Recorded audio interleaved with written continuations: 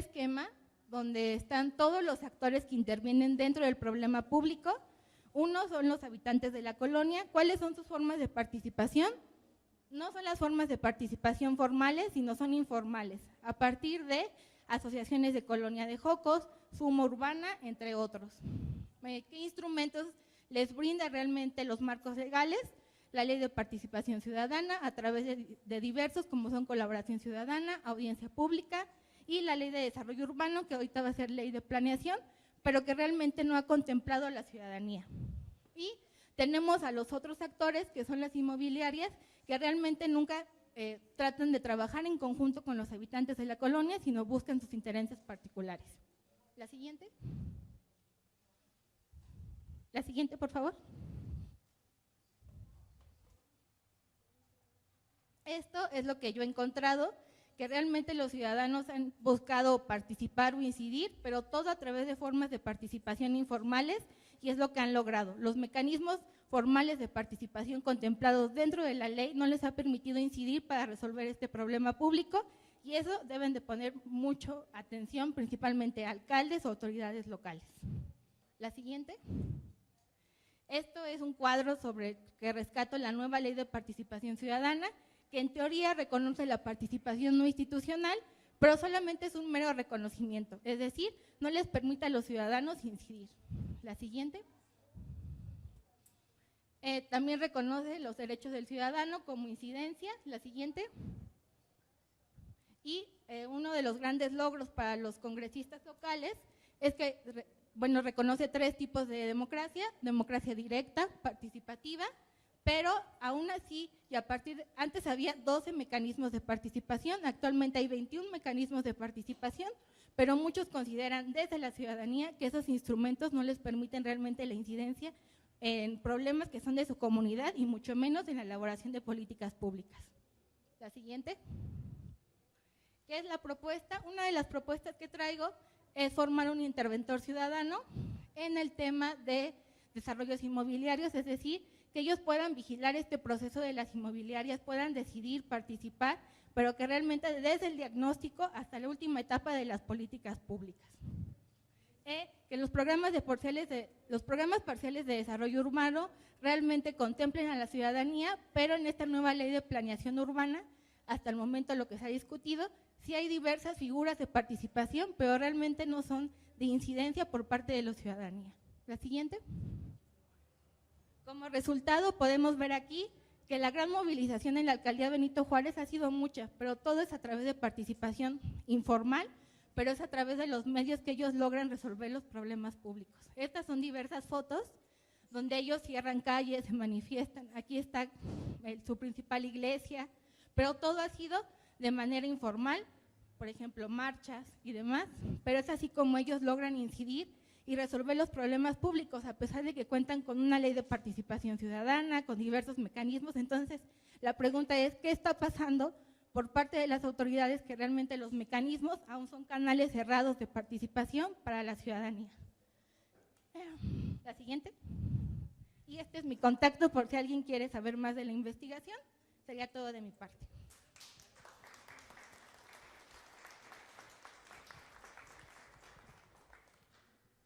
Muy bien, muchas gracias. Les recuerdo entonces que tienen 10 minutos cada uno y cada una, y vamos entonces ahora sí con Alberto.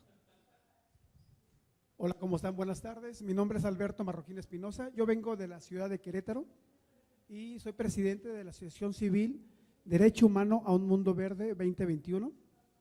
Mi tema básicamente siempre es transversal, porque siempre hablamos de toda la problemática que existe en el mundo. Todos tenemos derechos humanos, pero nunca vemos el derecho humano a un mundo verde, y eso es a lo que yo vengo. Por eso, ahí ven, por ejemplo, mis imágenes. Si me pasan la siguiente imagen, por favor. Venimos a hablar sobre lo que ocurre en el mundo, hablamos de todas las problemáticas, pero nunca tenemos esa conciencia ambiental de lo que debemos hacer nosotros como personas para resolver desde nosotros, desde un principio, lo que ocurre en el mundo. Sí, la siguiente, por favor.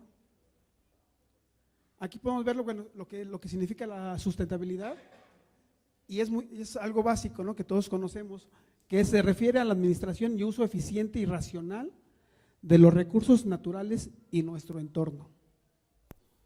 El desarrollo sustentable se ocupa de la preservación de los recursos naturales y así garantizar que las futuras generaciones también puedan contar con los recursos para la satisfacción de las necesidades. Es a lo que venimos a tratar este tema, porque vemos muchas problemáticas, pero nos falta uno básico para todos nosotros. La siguiente, por favor. Podemos hablar de arte sustentable, de arte sostenible, de muchos temas sobre medio ambiente, cómo puede participar el medio ambiente en diferentes entornos. En este caso hablamos sobre el arte o el arte verde. La siguiente, por favor. Está bien, sí. Todo el mundo sabemos lo que es la problemática del cambio climático. Todo el mundo opina, todo el mundo nos indignamos, participamos, opinamos, pero realmente estamos haciendo algo nosotros, porque ahorita hemos visto presentaciones y han hablado de la problemática que existe actualmente, en este caso muy específico de la Ciudad de México. Pero no toca nunca vez el tema de nosotros, de cómo tenemos que atender desde la raíz lo que pasa con nosotros hacia el medio ambiente. Todo el mundo sabemos esto, hemos visto videos impresionantemente, nos indignamos, pero yo no sé si ustedes traigan alguna taza de café. A lo que voy es que tenemos que cambiar hábitos. Empecemos por nosotros mismos a cambiar hábitos. Si logramos ese pequeño cambio nosotros, cada uno de nosotros, si yo alguna vez fui funcionario federal, pues yo ya traigo a lo mejor ese chip, ese cambio de hábitos, ¿no? Yo fui delegado federal de medio ambiente. Entonces yo no permití que hubiera en mi administración, que hubiera ese choque, esa aborigen de destruir el medio ambiente, ¿no? Yo no me dejé llevar por esa corrupción, y eso obviamente pues no es bien visto por la mayoría de la gente, ¿no? Porque le dan preferencia que estás deteniendo el empleo, porque no estás autorizando un proyecto de a lo mejor de 6,000 casas, porque a la empresa le conviene más hacer unas casas que no sean sustentables, casas que realmente no tengan esa solución, que no haya una mitigación al daño ambiental. Y todo el mundo pasamos eso como si nada, no pasa nada, y en México es evidente que ocurre eso todos los días. Tumban una casa y construyen un edificio. Ahorita acaban de hablar de Mítica. Mítica es un problema así, ¿no? O sea, no hay soluciones, aparentemente dan una solución ambiental, un impacto, y realmente no hay nada, porque alrededor el tráfico va a ser peor, 100 veces peor, ¿no? Por meter ahí no sé cuántos pisos van a meter en esa parte. La siguiente, por favor. ¿A qué vamos a eso? Siempre nosotros como derecho humano a un mundo verde, si no tenemos un mundo donde vivir, ¿para qué tenemos tantos derechos? Si el principal no lo estamos defendiendo, que es el derecho a vivir en un mundo verde. Eso es a lo que voy. Esta es una gráfica, si se fijan, cómo va ahí, si ven en la gráfica del lado derecho, ahí se ve el mundo. Cómo estaba cuando era una época que estaba muy bien el mundo, y cómo vamos hacia el cambio climático, que es gravísimo.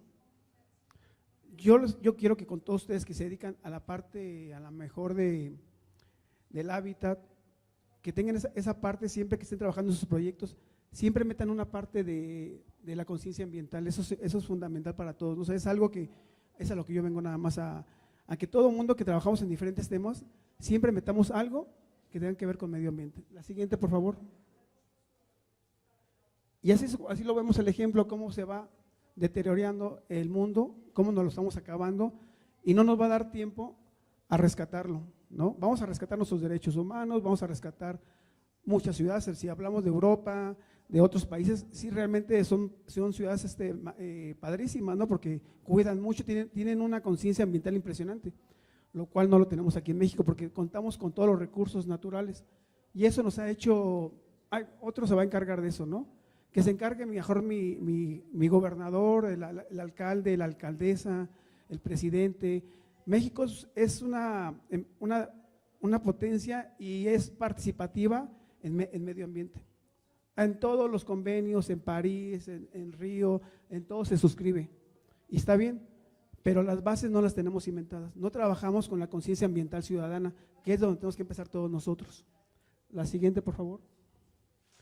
Así es como, aquí les traigo nomás ejemplos de lo que está ocurriendo con el mundo, para que vean realmente hacia dónde vamos, y no nos quedan muchos años para esto. Si no hacemos un cambio dramático ahorita, la tendencia es como mucha gente sabe que al 2050 esto va a ser, se van a tener que hacer políticas realmente restrictivas, impresionantemente, ¿no? Ya olvídense que si traemos nuestro vasito, que si cuidamos el agua en la casa, eso ya va a ser lo de menos en 10, 15 años, ¿no? La siguiente, por favor. Vamos a ver aquí el aumento de niveles del océano. Ahorita, pues aquí en México a lo mejor no lo vamos a vivir, pero si nos vamos a Acapulco, a Cancún y otras partes del mundo, es algo gravísimo, ¿no? La siguiente, por favor.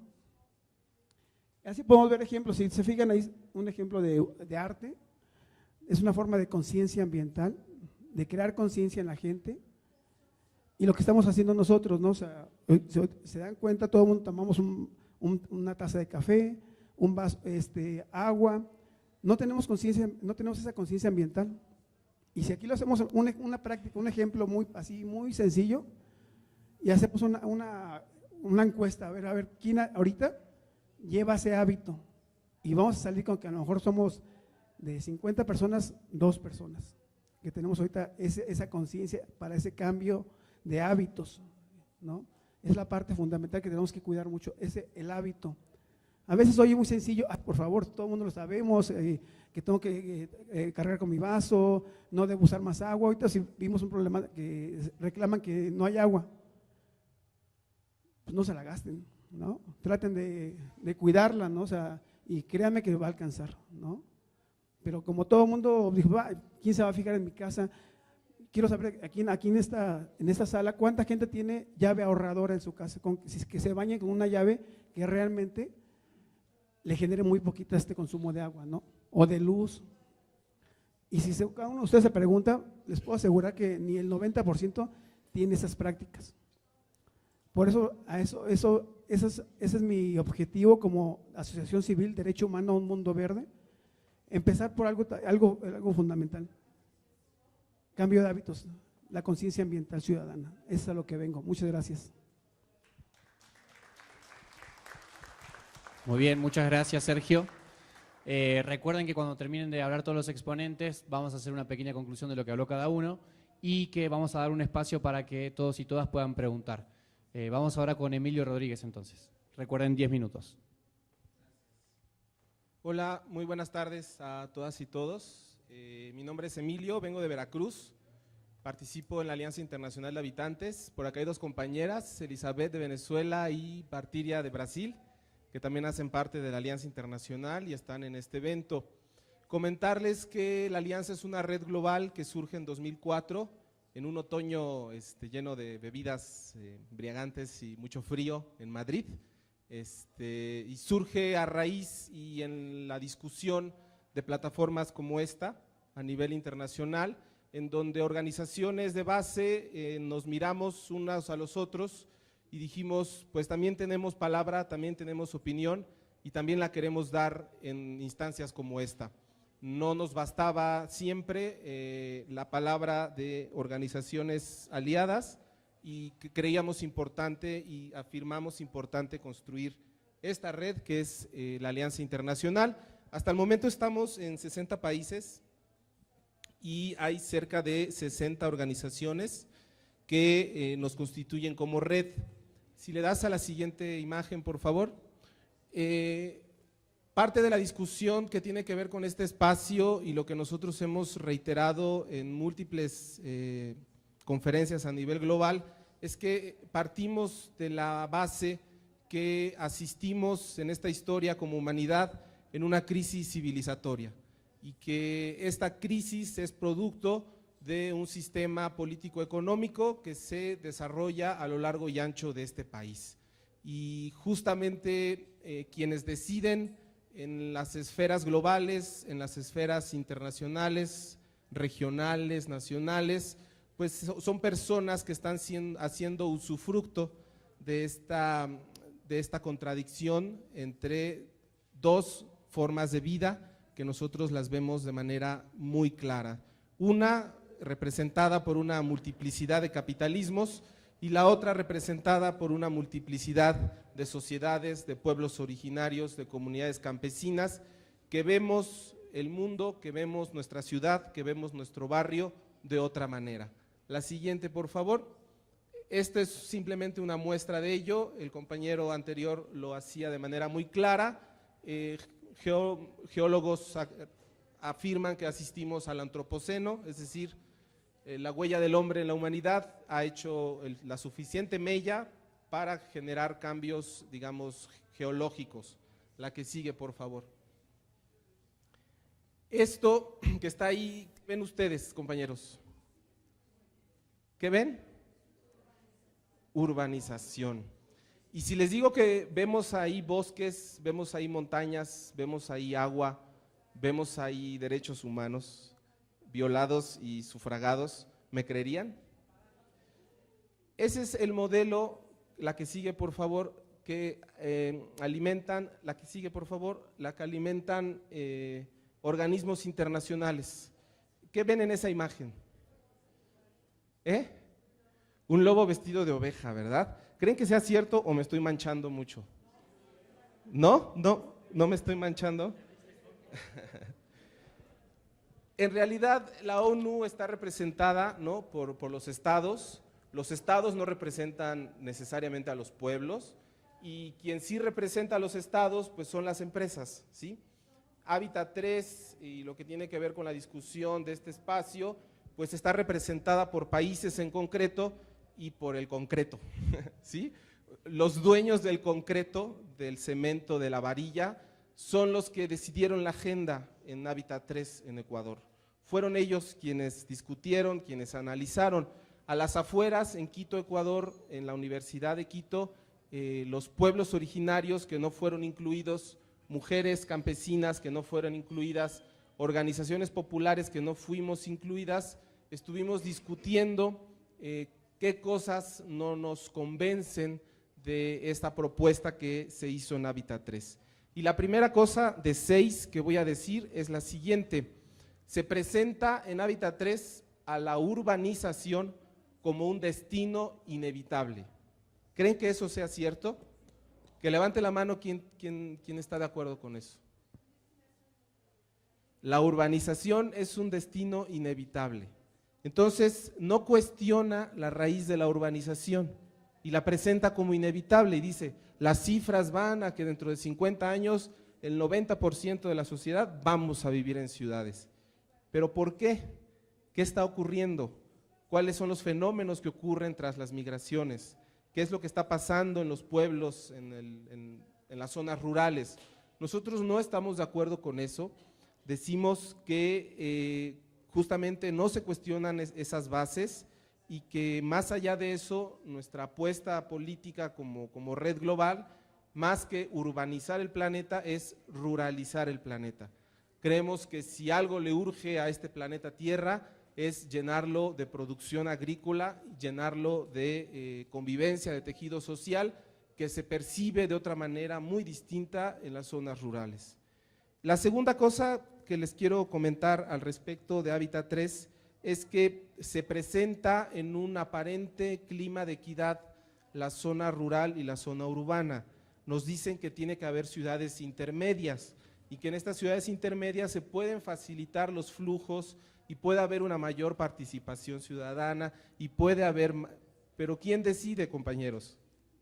¿Creen que es una relación igualitaria? Por supuesto que no, es una relación que está basada en el consumo y es una relación que está basada en una relación de poder.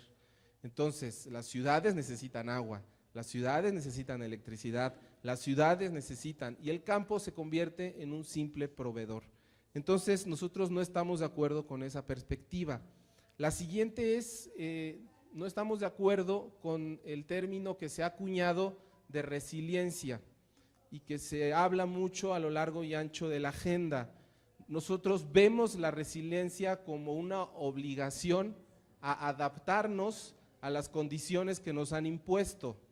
Es decir, tenemos un cambio climático resultado de un modelo capitalista, pues ahora nos tenemos que adaptar porque no hay de otra. Si tenemos poca agua, si tenemos poco alimento, pues ahora nos tenemos que adaptar porque no hay de otra. Entonces nos transfieren la responsabilidad como ciudadanos y nosotros decimos, por favor, no nos lo creamos, construyámoslo de otra manera, y lo que nosotros apostamos es por la construcción de nuevos pactos sociales en los estados, en las regiones, en los territorios, que representen de manera equitativa la multiplicidad de formas de vivir, de formas de pensar, y cuando digo de vivir no solamente me refiero al ser humano, también me refiero a la naturaleza, que somos naturaleza, se nos olvida, ¿verdad? Pero somos naturaleza, somos changos, por más que nos peinemos y nos bañemos, somos changos, y eso no va a dejar de ocurrir. La cuarta cosa tiene que ver con la planificación urbana, que nos dicen que va a haber mejores condiciones para planificar mayores espacios, y los estados firman y las alcaldías firman, pero al final del día, ¿quién decide en esa planificación? Hay dos criterios que los establecen de manera muy clara. Uno es el compromiso político. Entonces, si hay compromiso político, pues las cosas pueden fluir, como decía el compañero, pero a veces no tanto, ¿verdad? Tienen sus límites. Y la segunda, nos dicen en ONU Habitat que para la planificación urbana hay que establecer mecanismos institucionales de financiarización. ¿A qué le suena eso? ¿Y quién tiene el dinero? ¿Y quién va a planificar? Entonces, eso nos lleva al quinto punto, que es justamente que se acentúa este marco institucional de inversión público-privada como una respuesta eficiente, como la única respuesta a las problemáticas urbanas. Nosotros sostenemos totalmente lo contrario. El caso del agua es el más ejemplar. La privatización, incluso en países de primer mundo, ha resultado en la remunicipalización del servicio. Entonces, eso nosotros tenemos muy claro que no lo queremos. El sexto punto es que, a final de cuentas, ONU Habitat lo que hace es acentuar a los estados-nación como un subsidiario y como un facilitador de la inversión privada, ¿sí? Y están todos los instrumentos y está adornado de muchas cosas muy bonitas que nos llevan al séptimo, que es al derecho a la ciudad, que lo adopta Hábitat 3, adopta el derecho a la ciudad, una disputa histórica de muchos pueblos. México, la Ciudad de México firmó el derecho a la ciudad con Ebrard. ¿Y qué pasó con el derecho a la ciudad? ¿Se respetaron? ¿Ya no hubo desalojos? ¿Ya no hubo despojos? ¿Se dio la planificación urbana? Entonces, son discursos que no tienen indicadores, que no tienen instrumentos que obliguen a los estados a hacerlos cumplir. Para nosotros eso es paja. Entonces, es importante que estos espacios coloquen en el centro, en este séptimo enfoque, una cosa que es muy importante. La que sigue, por favor, y es, les pregunto yo, ¿quién construyó las ciudades? ¿Quién construyó los pueblos? ¿Quién construyó los barrios? ¿Quién construyó los barrios? ¿Quién se los apropia? ¿De quién son? Del gobierno, dice la compañera. No, espérese, no estamos entendiendo.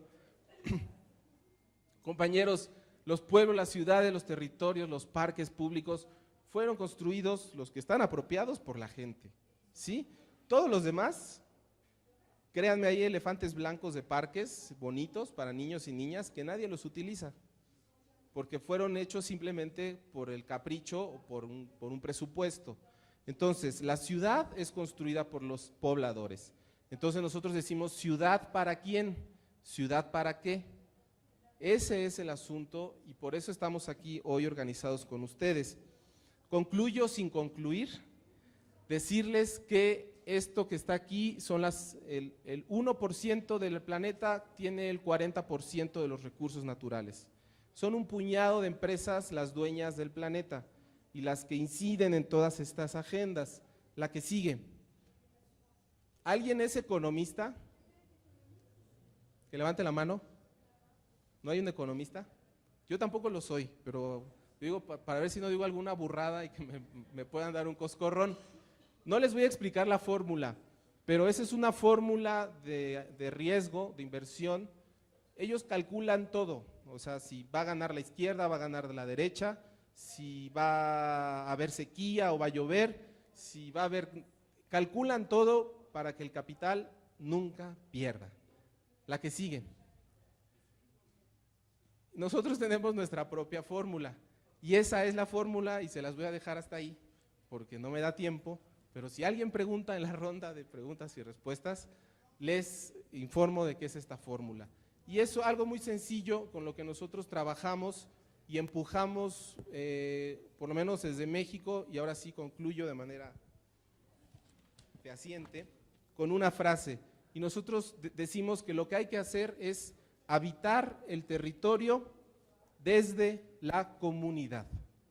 Esa es nuestra apuesta política, habitar el territorio desde la comunidad. Muchísimas gracias.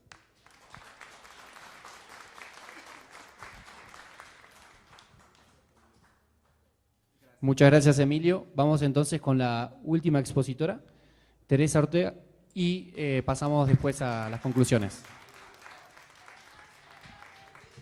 El pueblo unido jamás será vencido. Zapata vive, la lucha sigue. Zapata vive y vive, la lucha sigue y sigue. Y el mundo transformando, luchando y el mundo transformando. Buenas tardes a todas y todos. Es para mí un honor estar el día de hoy con ustedes. Ahora mismo soy concejal de la alcaldía gracias a la lucha histórica de la Unión de Colonos de San Miguel Teotongo. Quiero decirles que soy parte de la Unión de Colonos, del Consejo de la Unión de Colonos, y por eso es que quiero decirles que es una organización comunitaria de acá del oriente de Iztapalapa, que este año cumplimos 45 años de vida. Para nosotros es un honor ser parte de esta gran organización porque somos un ejemplo que, desde hace muchos años pues hemos estado vigentes. Con el permiso de todas mis compañeras y mis compañeros, quiero compartirles pues algo de la lucha de esta organización comunitaria que se ha encargado de construir comunidad, de incidir en las políticas públicas y de ser parte de los procesos transformadores de este país como nuestro México con esta cuarta transformación. También desde el año de 1975 en la zona oriente de la Ciudad de México, en una zona conocida como la Sierra de Santa Catarina, aquí en Iztapalapa, pues quiero decirles que la Sierra de Santa Catarina está constituida por 47 colonias de alrededor de 350,000 habitantes. Es la colonia más grande de toda Iztapalapa. La Unión de Colonos se forma en un momento de una gran crisis económica en el campo y los campesinos empiezan a llegar acá a la Ciudad de México y es como se empieza a poblar la periferia acá en el oriente de la Ciudad de México, porque pues vienen de lugares inhóspitos, aquí llegan a la periferia donde no hay servicios, no hay agua, no hay drenaje y no hay escuelas, y es por eso que empezamos a luchar todos los vecinos en conjunto para lograr todos estos servicios. Después de 1968 en México, pues ustedes recordarán que reinaba la antidemocracia, la corrupción. El partido que reinaba pues era el PRI, que todos sabemos que ha sido el más corrupto. Vivíamos en una época de opresión y persecución de los movimientos sociales, donde pues éramos perseguidos por los granaderos, nos maltrataban con gases lacrimógenos, nos golpeaban, nos encarcelaban, ¿verdad? Y pues todo eso vivimos en ese entonces. Un factor importante que determina el rumbo de nuestra organización es el hecho de que se empiezan a involucrar dirigentes sociales, procedentes de universidades o movimientos sociales de izquierda. Con ellos y con la intención de tener un mundo mejor, pues es que surge nuestra organización y así empieza nuestra lucha. Recordarán todos que el PRI gobernaba y pues teníamos una consigna muy importante que decíamos: ni PRI ni PAN, poder popular, ni PRI ni PAN, poder popular. Quiero decirles que en la primera etapa de la Unión de Colonos se realizaban muchísimas asambleas a lo largo y ancho de toda la colonia con el objetivo de concientizar a la población y así lo logramos por muchos años. Tuvimos que construir las calles con nuestras propias manos, con nuestras propias fuerzas y nuestra organización siempre ha estado basada en el trabajo voluntario, de la solidaridad, de la crítica y de la autocrítica también. El estar organizados y luchar por nuestros derechos y los de los demás, pues siento que compartimos muchas costumbres y costumbres ancestrales de nuestros pueblos originarios. Pronto, muy pronto, nos unimos y formamos, somos integrantes de la UPRES, del Movimiento Urbano Popular, aquí en la Ciudad de México. Nuestros dirigentes en la Unión también eran los dirigentes de esos movimientos sociales, nos íbamos a construir comunidad. Y ellos pues nos impregnaban mucho entusiasmo y por eso es que siempre estábamos luchando, ¿verdad? También pues había muchísima problemática en nuestras colonias, en la zona de la periferia, ¿verdad? Fue el tiempo de la creación de nuestras propias alternativas con el combate a la pobreza, totalmente autogestivas. La Unión de Colonos empezó a impulsar proyectos autogestivos con nuestros propios recursos, ¿verdad? Sin tener que depender de lo que el gobierno nos quisiera dar. Nosotros nos organizábamos y lo luchábamos y lo conseguíamos. Es así como la organización comunitaria pues empezó a crecer cada día más. Quiero resaltar la importancia y la participación de nuestra compañera, la compañera Clara Marina Brugada Molina. Ella vive en San Miguel Teotongo, fue una de las dirigentes más importantes y sigue siendo acá en San Miguel Teotongo y en toda Iztapalapa, y por eso es que ahora es nuestra gran alcaldesa. ¡Viva la compañera Clara Brugada! Quiero decirles que también nuestra compañera Clara en esos años formó grupos de mujeres en lucha. De ahí salieron muchísimas propuestas que se llevaron a cabo en nuestra colonia y después en las demás colonias de la Sierra de Santa Catarina. Nos pusimos a trabajar para combatir la pobreza y con la fuerza, con nuestra propia fuerza de la organización Nuestra Unión de Colonos. Todos proyectos autogestivos.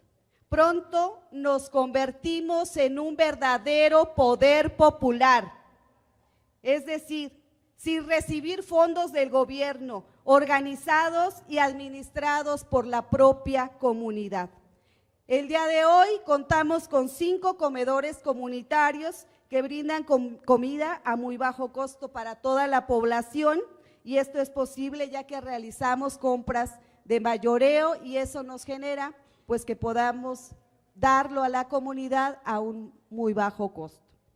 En este programa, para poder realizar este programa en ese tiempo, la Unión de Colonos realizó un gran estudio que fue un diagnóstico nutricional a todos los niños menores de 5 años, detectando altos niveles de desnutrición, y eso nos animó a formar comedores comunitarios. Ese fue uno de los ejes más importantes de la Unión de Colonos, pero tenemos otros, como es el eje de la salud, y nosotros decíamos que la salud tenía que estar en manos del pueblo. Y es así que formamos 3 centros de salud comunitaria que ahora están en servicio, que nosotros fuimos los que los hicimos con nuestras propias manos, incluso poniéndole el ejemplo al propio gobierno.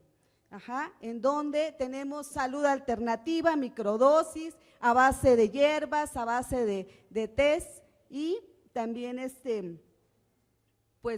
nosotros le llamamos salud alternativa. También tenemos un programa muy importante cultural, tenemos varios centros culturales como la Carpa, la Plaza Cívica Emiliano Zapata, la tienda de barrio que nosotros le llamamos. Para nosotros son muy importantes porque nosotros mismos los hicimos y a la fecha están funcionando, para dar cultura al pueblo de San Miguel Teotongo y de las colonias vecinas. En materia de medio ambiente también hemos promovido políticas públicas, que después se convirtieron en políticas públicas, mediante jornadas de reforestación en nuestros parques y áreas verdes, en donde teníamos talleres de educación ambiental y la creación del parque ecológico. Este parque ecológico que está en San Miguel Teotongo es el más grande pulmón de la Sierra de Santa Catarina y orgullosamente está en San Miguel Teotongo y defendido por todos los vecinos y la Unión de Colonos de San Miguel Teotongo. También tenemos un vivero donde se producen árboles y plantas para reforestar áreas verdes, áreas muy amplias que nosotros hemos reforestado y ahora esos árboles que producimos en aquel entonces son árboles de más de 20 años que nos ayudan a combatir el cambio climático y todo el calentamiento global que ahora estamos viviendo. Nosotros desde entonces ya visualizábamos que era importante cuidar nuestro medio ambiente. Es así que tuvimos un gran plan, un plan maestro que nosotros le llamamos Plan de Equipamiento Urbano en San Miguel Teotongo, uno de los trabajos más importantes que ha realizado la Unión de Colonos, donde hemos resguardado 76 predios para equipamiento urbano, es decir, para escuelas, mercados, jardines de niños, centros de recreación, en fin. Todos estos predios están en San Miguel Teotongo y les puedo decir que en ninguna parte del país hay tantos espacios públicos para el servicio de la comunidad, solamente en San Miguel Teotongo porque existe la Unión de Colonos.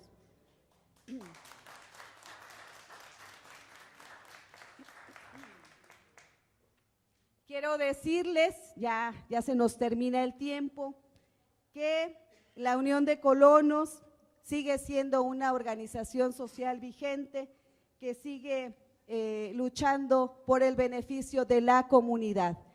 También decirles que esta organización social no es como otras, esta organización social no ha muerto.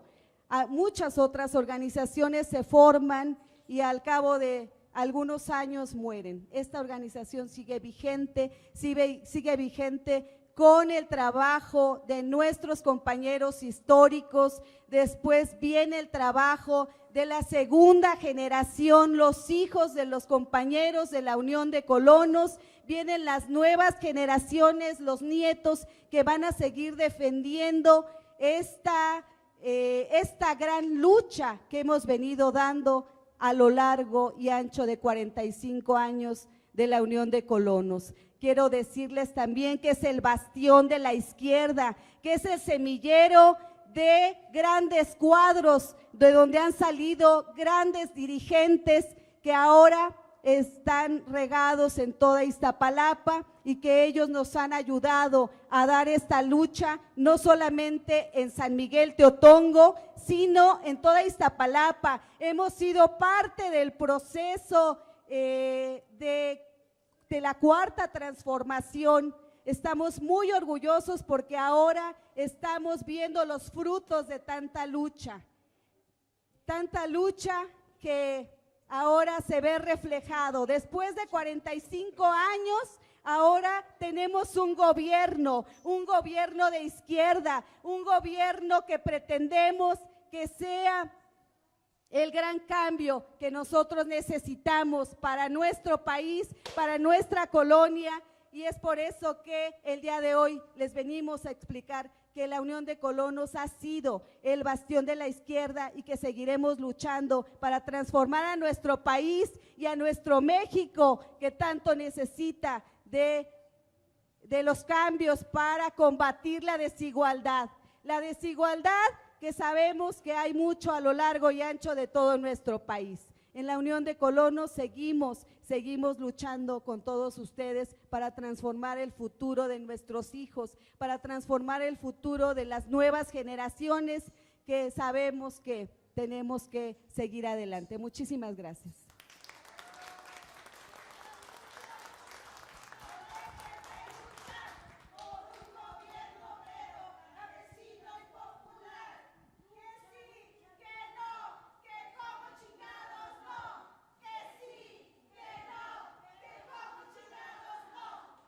Muy bien, muchas gracias, Teresa.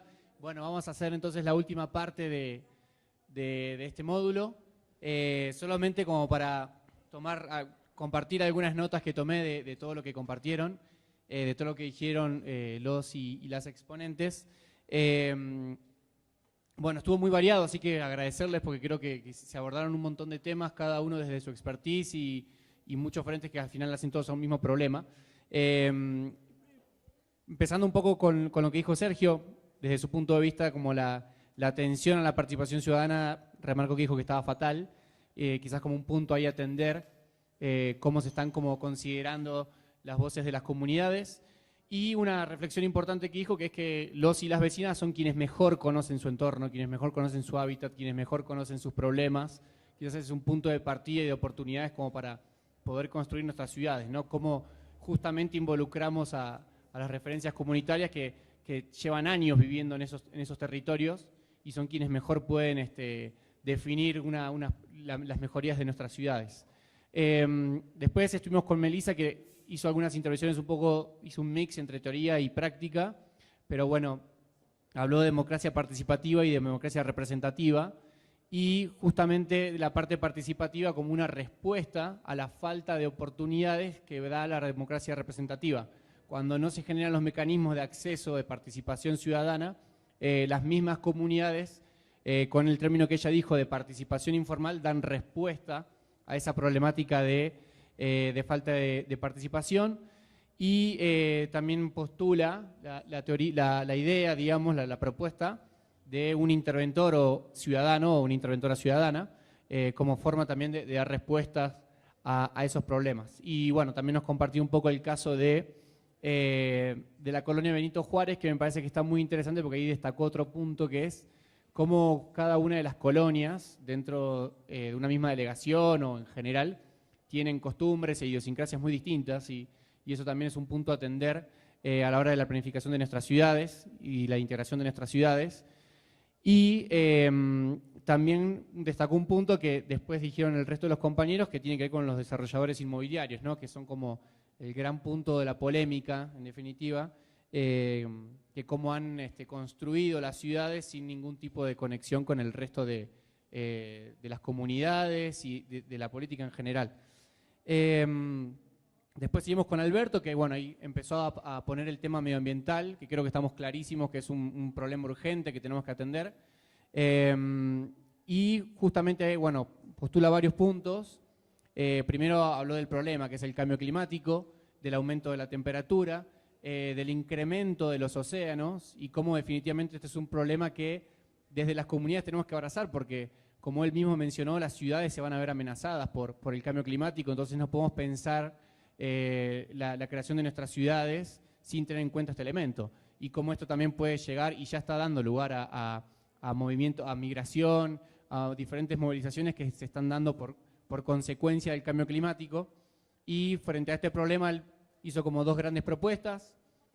Por un punto el tema de la conciencia ambiental, que tiene que estar en cada uno y en cada una de nosotras, y el punto también del arte, como recurso para denunciar, puse unos ejemplos que están muy interesantes y creo que definitivamente es algo que nos tiene que inspirar desde las colonias, desde las comunidades, cómo empezamos a apoyarnos en este tipo de recursos para visibilizar estas problemáticas y exigir cambios. Y otro punto un poco más complejo que es que el tema del cambio climático, cambiar las costumbres y demás es un punto que le generó problemas en su participación cuando estaba en el gobierno porque, decirlo, si me permite decirlo muy resumidamente, es un tema muy caro, muy complejo y justamente genera distorsión. Entonces, ¿cómo hacemos para que se pueda hacer construcción de ciudades igualitarias con un enfoque también de medioambiental y que sea accesible en términos económicos, ¿no? Sobre todo para las comunidades? Después estuvo la intervención de Emilio, él presentó su red internacional, postuló un punto que es la crisis civilizatoria y obviamente hizo un fuerte cuestionamiento al sistema en general, a los desarrolladores inmobiliarios, a las empresas, a cómo se han apropiado de los espacios públicos y justamente también a cómo por dejar que avance tanto, hemos dejado que lo que solían ser espacios verdes, bosques, reservas muy importantes para la supervivencia del medio ambiente han pasado a ser grandes espacios de cemento, de edificios, de carreteras, etc. Y hice un fuerte cuestionamiento a los organismos internacionales, a Hábitat 3 en concreto, la cumbre que se realizó hace un par de años en Quito, justamente por, entre otras cosas, no haber incluido a las comunidades originarias y justamente por no abarcar los problemas de fondo, por ejemplo, en lo que tiene que ver con la urbanización, que como saben Latinoamérica es el continente más urbanizado del planeta y en lugar de, según él, exigir un cambio de tendencia, simplemente que nos acostumbremos a que esto es un elemento inevitable. Y hace una postura, se plantea una propuesta que es la de ruralizar el planeta. Quizás ahí, de algunas de las preguntas que tengan acá, los y las participantes puedan comentarle que se explaye un poquito más sobre este punto, me pareció interesante, y de nuevos pactos sociales. Dijo varios puntos más también, creo que estuvo muy interesante también el último mapa que presentaste, de justamente cómo las ciudades habían sido tomadas básicamente por grupos de empresas, multinacionales, etcétera, y como decíamos en un principio, había cierta apropiación del espacio público. Y por último cerramos con Teresa Ortega, quien presentó la experiencia de más de 45 años de la comunidad San Miguel Teotongo, digo bien, en Iztapalapa. Y bueno, destacó varios puntos que tienen que ver justamente con la organización comunitaria. Presentó la Unión de Colonos y justamente cómo a partir de la lucha de los y las vecinas de las comunidades pudieron acceder a derechos. A mí en lo personal me genera mucha curiosidad porque trabajamos en asentamientos y justamente a veces no generamos mecanismos suficientes para poder, como dijiste vos, tener drenaje, tener luz, tener agua, etcétera. Así que está bien interesante ahí que se pueda como compartir un poco más esas buenas prácticas y sobre todo que más referentes comunitarias y comunitarios puedan conocerlo. Y también puso un punto importante que es la resistencia que hubo durante décadas también a la persecución que tuvieron. Entonces está interesante cómo lograron esa supervivencia pese a las adversidades. Y habló de varios puntos, justamente como el cómo, si se quiere, para lograr esto. Por un lado habló de las asambleas, de los colonos, habló del trabajo voluntario y de cómo la comunidad fue construida con sus propias manos, según nos comentaba Teresa, y también un elemento importante que es el de la solidaridad entre la misma comunidad. Y un aspecto fundamental, dijiste proyectos autogestivos, me parece clave, porque justamente las comunidades están excluidas del sistema económico, del sistema financiero, de la política, de las instituciones, y justamente frente a esa identificación de ese problema, lo que Teresa comentaba es que ellos mismos y ellas mismas empezaron a hacer iniciativas autogestivas para poder, supongo yo, conseguir fondos y empezar a construir su ciudad. Habló mucho de las dirigencias, de los liderazgos y del reconocimiento de las comunidades, de las capacidades, comunitarias y de organización comunitaria.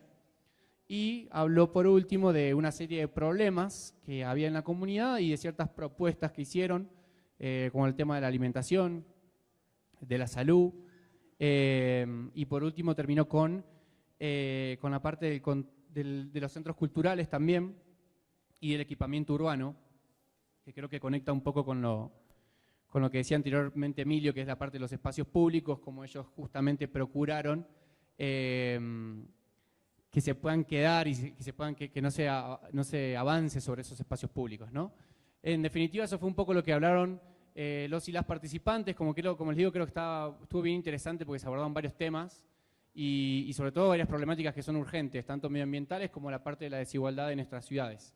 Eso fue un poco lo que comentaron, a quienes les agradecemos mucho, y vamos a dar lugar muy breve, porque como saben empezamos tarde, estamos muy cortitos de tiempo. Les agradecemos igual por darnos un poquito más de espacio, pero nos estaba diciendo que vamos a abrir un poquito el micrófono para que hagan unas 3, 4 preguntas. Me gustaría que si alguien tiene preguntas, específicamente agradeceríamos mucho que sean preguntas, que levanten la mano y acá mi compañera les va a ayudar. Solo para tener un orden, me gustaría saber, vos, ahí el señor.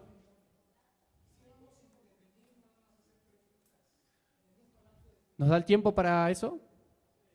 Bueno, sí, poquito, porque no es por de mala onda, sino que estamos un poquito cortos de tiempo. Tenemos 2 preguntas, una intervención del caballero acá. No sé si alguien por acá tiene alguna pregunta o algo. Bien, vamos entonces. Bueno, pues yo rescato como algo muy importante que Teotonga habla de su fisionomía, de su equipamiento, producto de la lucha. La Juárez, la resistencia al blanqueamiento y la incidencia en tanto gobernanza. Melissa critica la participación formal y la estrechez la informal y la estrechez de la formal. Emilio dice territorio basado en la comunidad como apuesta política, y Alberto, derecho a un mundo verde como prioridad. Díganme, por favor, 2 acciones concretas, clave, contundentes, que cada quien tiene desde estas perspectivas que plantean. ¿Esperamos las preguntas?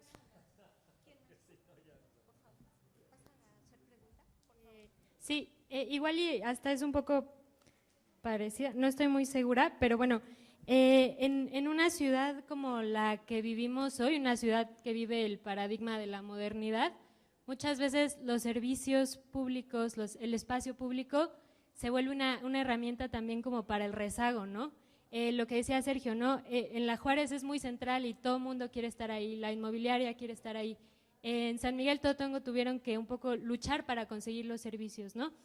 Mi pregunta un poco es, ¿cómo transformar el paradigma para, digamos, si los servicios están administrados por el Estado, transformar ese paradigma para ver qué formas tenemos de autogestionarnos esos servicios? Digamos, el drenaje no es la única forma de deshacerse de los desechos, por ejemplo, hacia una autonomía, ¿no? Hacia procesos de producción verdaderamente social del hábitat en esta ciudad, que además no estén blindados por mecanismos participativos burdos y difíciles.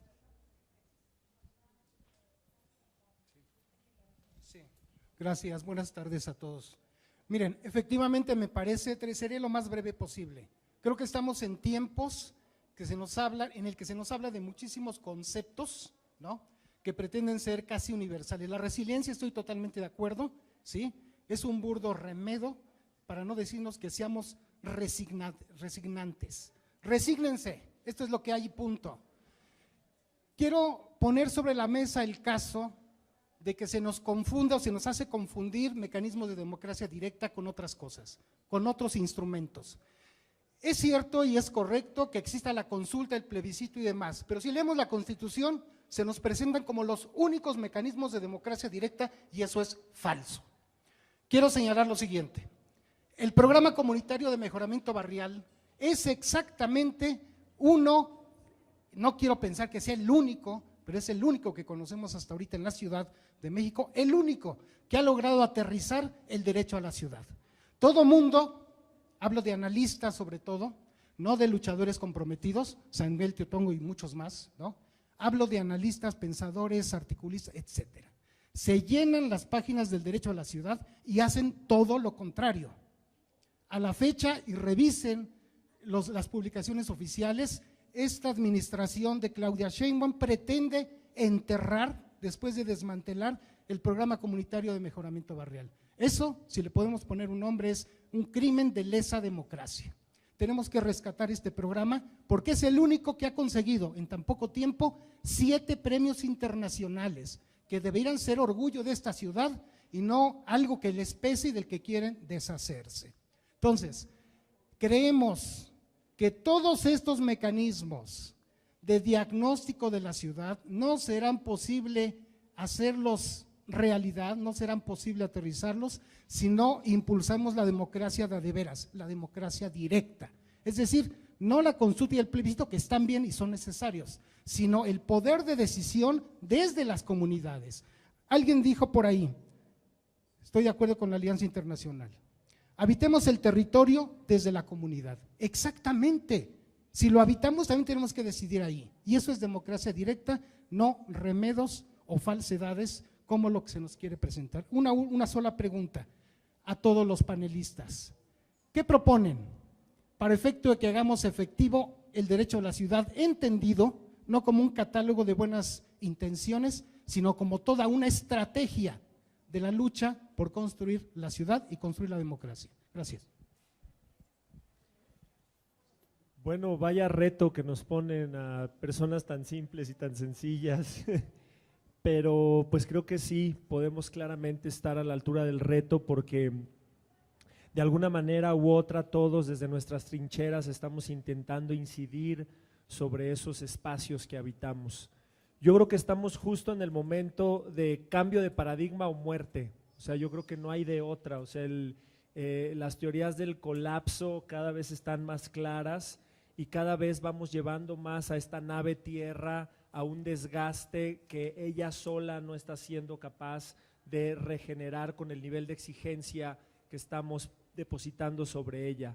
Y pues para nosotros es muy claro, nosotros creemos que el zapatismo sentó un precedente importantísimo en el destino de este país.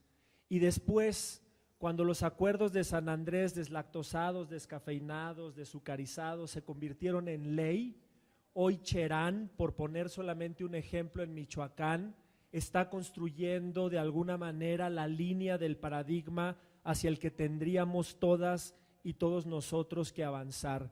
Lo primero que voy a decir es muy arriesgado y también seguramente causará mucho escozor, pero creo que los partidos políticos todos, sin excepción, a muchos de nosotros nos quedan muy cortos y tendríamos que empezar a ver cómo los desaparecemos, cómo dejamos de depender, insisto, de los mecanismos de democracia representativa que son parte de un Estado que falla por voluntad. ¿Qué es lo que sigue desde nuestro punto de vista? Primero, asumirnos como el tercer socio, la ciudadanía en la construcción de una ciudad o de una zona agrícola o de donde sea, es un tercer socio por una simple razón. Generalmente los territorios se deciden entre el capital económico y entre el funcionario o el político en turno. Y la ciudadanía no ocupa ningún rol ni ningún papel en la toma de decisiones sobre el destino de nuestros territorios y sus recursos. Pero sí ponemos impuestos, impuestos que generan equipamiento y infraestructura, de lo cual se ha hablado mucho aquí. Equipamiento y infraestructura que los empresarios y los funcionarios aprovechan para el desarrollo como quiera que sea. Como tercer socio inversionista de nuestro destino, tendríamos que ocupar una silla en las negociaciones o en los mecanismos de negociación que se darán sobre la toma de decisiones en nuestros territorios. ¿Hacia dónde tendríamos que avanzar? Hacia mecanismos claros de cogobierno primero y después de autogobierno después. Cada territorio tendría que ser capaz de decidir e incidir en la totalidad de su destino y de lo que todas y todos nosotros queremos para nuestro entorno inmediato. Cuando eso funcione bien, todo lo demás, como la piedra que cae en el agua y hace una onda, todo lo demás funcionará de manera ideal. Vamos a las respuestas rapidito y ya nos vamos. Ok, bueno, yo creo que la democracia participativa no está peleada con la democracia representativa.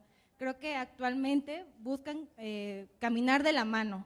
No buscamos, bueno, desde mi perspectiva como ciudadana, como habitante de la Ciudad de México, pero también como conocedora de ciertos temas de participación ciudadana, creo que no se busca eliminar la democracia representativa, sino que realmente aquellos hacedores de políticas públicas, aquellos que les delegamos el poder a través de nuestro voto, sean capaces de acudir a la realidad, que ver qué es lo que está pasando, que los diagnósticos no solamente se construyan desde la teoría, porque muchas veces las políticas públicas así se construyen, sin conocer qué es lo que está pasando en la realidad. ¿Y quién conoce más su realidad? Como ya lo mencionamos aquí, las y los ciudadanos que habitamos en cada uno de nuestros pueblos, barrios. Por ejemplo, en el tema que yo les platiqué, Joco ha buscado intervenir en un primer plano en frenar las megaconstrucciones.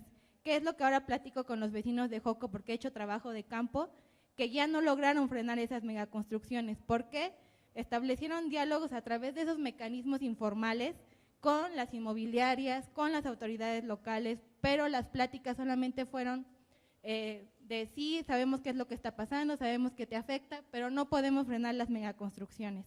Creo que la gran tarea es por parte de los hacedores de las políticas públicas, acercarse a cada una de estas comunidades y barrios, saber qué es lo que está pasando e integrar, por ejemplo, si hay asociaciones de vecinos, realmente en el diagnóstico. ¿Ustedes qué consideran que se puede hacer o no? Sé que a lo mejor es como un ideal, pero creo que el acercarse a la realidad es lo que realmente nos hace transformar y hacer políticas públicas reales, donde los ciudadanos se sientan, uno, tomadores de decisiones, pero ejerzan ese poder de decisión, que vean que a partir de su decisión están transformando. Los mecanismos de la Ley de Participación Ciudadana podemos tener 21, pero si ninguno es efectivo, creo que ninguno va a funcionar. Que realmente los ciudadanos, uno, se acerquen a las autoridades, por ejemplo, Instituto Electoral de la Ciudad de México, acercarse a platicar sobre estos mecanismos, realmente a las comunidades, saber que tienen estos 21 mecanismos y que realmente pueden utilizar o no. Yo como ciudadana realmente nunca se ha acercado a mi comunidad en el Instituto Electoral de la Ciudad de México. Yo me he acercado a él para conocer estos mecanismos. A partir de ahí he ejercido, por ejemplo, el presupuesto participativo, que no ganó porque a través de un órgano dictaminador consideró que no era viable mi proyecto. Realmente hacerlos, el poder de decisión que sea de él y de la ciudadana, y que los hacedores de políticas públicas se acerquen a la realidad, no hay más. Si construimos políticas públicas desde nuestra oficina, desde nuestro espacio, creo que jamás van a funcionar y jamás los ciudadanos y las ciudadanas vamos a sentir que estamos transformando nuestro entorno más cercano, que es nuestra comunidad, pueblo o barrio. Gracias, Melissa. Bueno, decías dos propuestas. Una es desde tu cuadra, la primera propuesta es desde tu cuadra, hacer acciones por cuadra. En una cuadra, por ejemplo, cambiar y cuantificarlos. Si hablamos, por ejemplo, del agua, en una cuadra cambiar todos los dispensadores de agua. Medir cuánta agua tienes y con cuánto tienes a lo mejor en un trimestre, qué ahorro tuviste en esa cuadra. En otra cuadra hacer otra acción diferente. Y así en cada cuadra hacer una acción diferente para hacer cambios de hábitos y luego compartirlo entre las cuadras y digan, mira, en nuestra cuadra ahorramos tanto de agua, en nuestra cuadra ahorramos tanto de luz, en nuestra cuadra no consumimos PET y nos ahorramos tanto económicamente como en cantidad de PET. Por decir, eso sería como crear esa conciencia, pero cuantificada sobre todo, porque si no vemos la parte cuantificada, como que nos perdemos en los datos, y cuando vemos algo real, así como que estadísticas, nos espantamos de lo que podemos lograr en ahorros, ¿no? Y la otra propuesta ya es a nivel alcaldía, a nivel municipal, donde es trabajar, pero ahora en un ambiente de conciencia ambiental ciudadana, lo que se llama educación ambiental no formal, porque tenemos el concepto de educación ambiental, pero es muy complejo. Tenemos que trabajar desde la alcaldía, pero en una educación educación ambiental más básica para la gente, para crear esa conciencia, pero a niveles de mayor volumen de gente, ¿no? Y compartir esas experiencias. Gracias. Gracias. Vamos a ir rapidito. Emilio. Sí, en referencia a habitar el territorio desde la comunidad, pues esta frase aglutina una serie de experiencias que hemos tenido y que hemos acompañado en México como Alianza Internacional, pero también en otros países. hay varias experiencias y es una apuesta política que está en construcción, digamos. Una cosa acabada al respecto no existe, pero sí hay prácticas que materializan esta frase, sobre todo en términos de la defensa del territorio, ya sea por el embate de proyectos inmobiliarios, de minas a cielo abierto, de presas, de fracking, etcétera. Entonces, lo que hemos encontrado en este acompañamiento a comunidades y organizaciones es que justamente quien tiene la capacidad de defender su territorio, su casa, es quien lo vive, quien lo conoce y quien lo tiene apropiado. Entonces, si esas cosas no existen en un colectivo, cualquier defensa que uno pueda plantear tendrá un término corto, sea un juicio de amparo, sea una incidencia política ante determinado representante, pero el ejercicio mismo de la defensa está en la apropiación del territorio, y esto se da en el marco de la discusión de este espacio, no solamente en las zonas rurales, sino también en las ciudades. Los barrios que se defienden, las villas, las colonias que se defienden, han sido justamente por la lucha que pueblos, que colectivos, que familias incluso, porque esto es hasta familiar, han colocado de frente para el acceso a los servicios, para tener espacios públicos, y esto se vuelve, pues, reitero, una apuesta política, una aseveración de la manera en que hacemos las cosas y que estamos convencidas y convencidos de que esa es la vía, y que demuestra de manera muy clara que una gran necesidad de este pueblo mexicano ante la transformación, o como lo queramos ver, y ante la crisis que estamos viviendo, es que el pueblo no está organizado, no hay organización social, no hay organización popular. Ahí comparto las palabras de José Martí, que decía: la única solución es la organización. Y si no nos sabemos organizar como familias, como colectivos, como comunidades, pues invariablemente acabaremos confiando en alguien más que vaya a solucionarnos los problemas, y no habremos tenido un proceso autogestivo, que finalmente pues también es otra apuesta. Entonces, esta frase resume mucho, y con eso acabo lo que está ahí, y que lo veremos en la siguiente conferencia. Gracias. Cortito, Teresa, que nos van a echar. Pues sí, efectivamente, creo que esa percepción la tiene mucha gente, pero fíjense que yo quiero resumirlo muy brevemente, la pregunta de cómo le vamos a hacer para que realmente esta transformación no se quede en palabras. Lo que tenemos que realizar es una convivencia con la ciudadanía. Ya les decía yo, la clave es tener el contacto directo con la ciudadanía, asistir a las asambleas, que la gente ahí nos diga qué es lo que necesitamos. Ahí es donde sale toda la necesidad que puede tener la gente en todos los ámbitos. Así es de que si nosotros hacemos caso a lo que la gente nos está pidiendo y tenemos una representatividad de compañeros que salieron del pueblo, que salieron de nuestra colonia, que saben lo que necesitamos, y nosotros lo pedimos y lo exigimos a los gobiernos, esa es la solución que nosotros estamos proponiendo, que es la única forma en que los vecinos van a poder ser escuchados y transformado, pues, todas las necesidades que tenga la comunidad. Y efectivamente, si no hay participación de los vecinos, si seguimos teniendo esta apatía en cuanto a las cuestiones organizativas, no vamos a avanzar. Por eso es que nosotros insistimos en hacer asambleas comunitarias, hacer asambleas en todas las colonias, para que de así surja la voluntad popular y así se refleje el poder popular para poder resolver efectivamente la problemática de todos los que vivimos, cuando menos aquí en la Ciudad de México, en Iztapalapa y en nuestro país. Muy bien, excelente.